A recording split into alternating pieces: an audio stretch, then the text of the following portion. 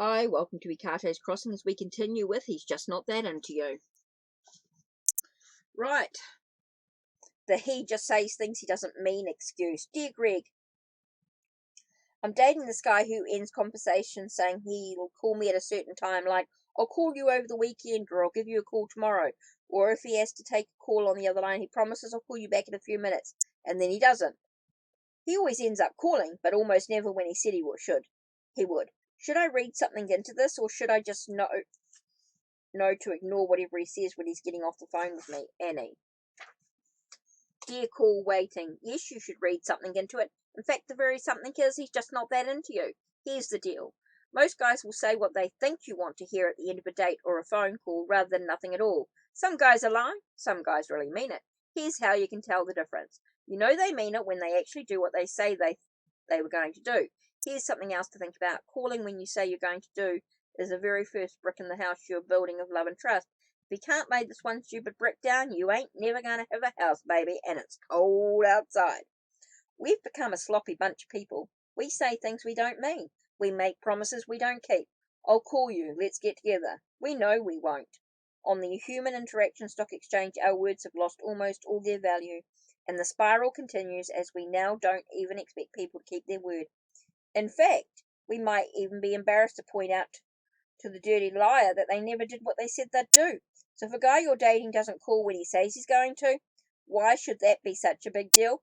Because you should be dating a man who's at least as good as his word. Then maybe we're just different excuse. Dear Greg, I live with my boyfriend who doesn't like to talk on the phone, so when he goes out of town, he won't call me, even to let me know that he got there safely. He just won't call me. He goes out of town fairly often for business. We fight about it all the time. Sometimes I think our styles are just different, and I'm going to have to learn how to compromise. But then I think that if you're into someone, you would want to call them and talk to them while you're away from them. Am I crazy, Rachel? Dear, not crazy.